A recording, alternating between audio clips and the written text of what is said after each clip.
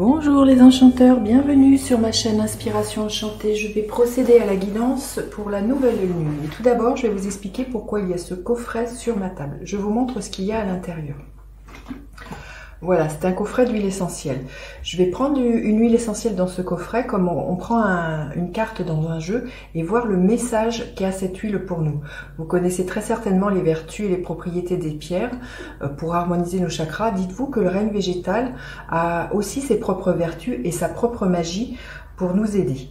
Donc, je vais prendre une huile, voilà. Je vous donnerai son nom tout à l'heure et puis les conseils de savoir comment on peut l'utiliser et le message qu'a cette huile pour nous, pour cette nouvelle lune. Voilà, à tout de suite pour la guidance les enchanteurs. Alors, avant d'interroger le tarot pour savoir ce que cette nouvelle lune du 6 octobre a à nous dire, je vais vous faire un petit focus astro-tarologique très succinct comme j'aime bien le faire avant chaque nouvelle lune et chaque pleine lune. Mais avant ça, je voudrais ouvrir une parenthèse pour vous inviter à aller visionner les guidances panorama. Les guidances panorama, ce sont des projections sur les 6 derniers mois de l'année 2021, de juillet à décembre. Et pourquoi je vous parle de ces guidances? C'est parce que les extensions de 6 vidéos sont à moitié prix depuis le 1er octobre. Je vous mets le lien ici. Donc je vous invite vraiment à aller les visionner ou à les revisionner, à vous procurer ou à vous offrir une de ces extensions si cela fait sens pour vous. Voilà, fermeture de la parenthèse. Revenons à nouvelle lune en balance. Alors, une nouvelle lune, c'est toujours un nouveau départ. Le soleil épouse la lune, ici en l'occurrence sur le 13e degré du signe de la balance. La balance, elle vient nous questionner sur quoi? Sur notre rapport à l'harmonie, à la paix. C'est un signe qui nous demande comment je me relie à l'autre. C'est le premier signe du collectif, c'est le premier signe qui a conscience de l'autre. Donc ça questionne sur notre implication dans le collectif et comment je me positionne dans l'altérité et comment je me mets en relation avec l'autre. Il y a vraiment quelque chose de cet ordre-là avec l'énergie de la balance. Et dans le tarot, la balance est représentée par la justice, où on y voit justement une balance. Qu'est-ce que j'ai à équilibrer pour que mes relations soient harmonieuses? Dans quoi je suis engagée? Qu'est-ce qui m'entrave?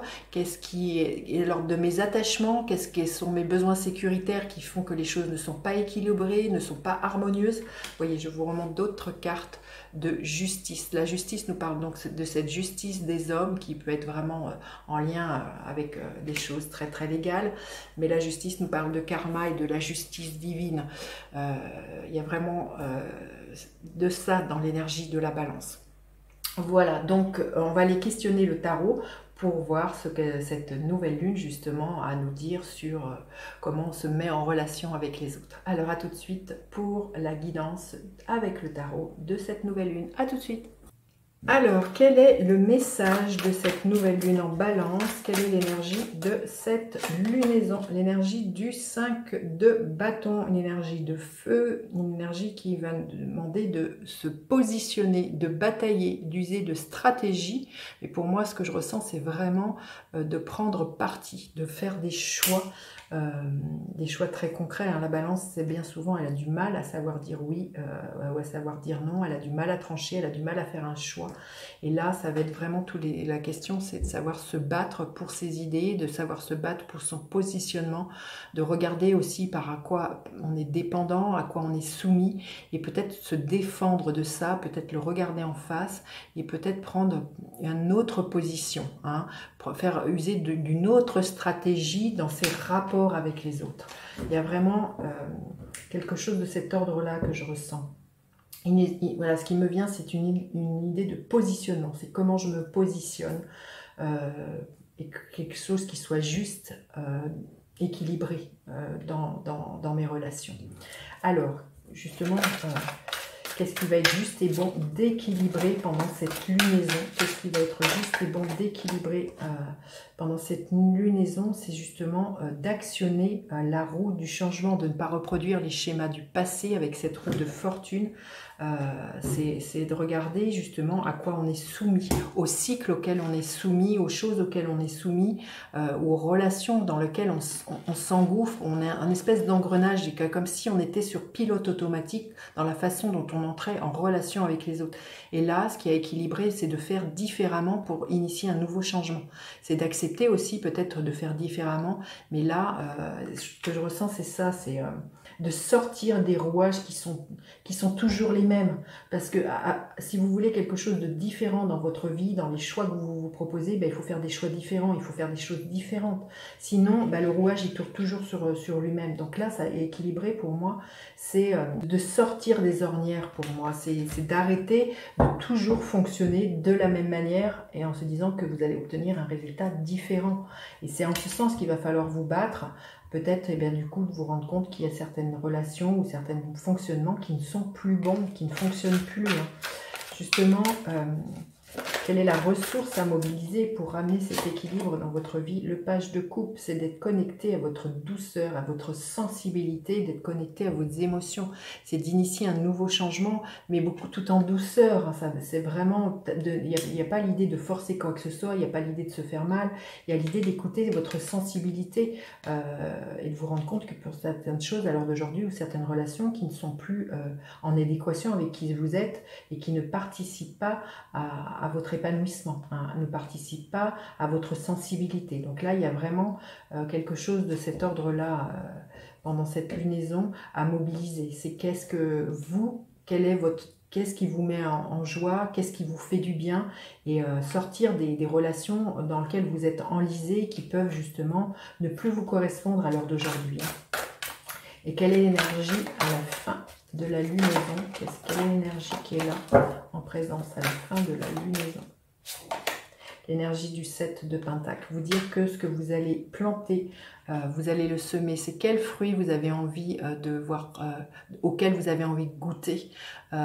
C'est de vous rendre compte que si vous changez la façon dont vous opérez, comment vous rentrez en relation, comment vous vous mettez en lien avec les autres, eh bien vous allez en récolter des fruits différents. C'est ce que je vous disais, mais il y a vraiment à équilibrer le fait que si vous voulez des choses nouvelles, eh bien il faut faire des nouvelles choses. C'est de sortir des sentiers battus, c'est d'arrêter de tourner, de prendre toujours la même sortie pour espérer un résultat différent. Et là, on vous dit bien aussi de cultiver votre jardin secret, de cultiver votre sensibilité. C'est comme ça que je le ressens. On va demander un message supplémentaire. Qu'est-ce qui est là pour vous? L'énergie, il y a vraiment des clés qui sont trouvées, des solutions qui sont trouvées. Il y a l'idée d'un nouveau commencement, d'un nouveau départ. On est à l'aube de quelque chose de nouveau.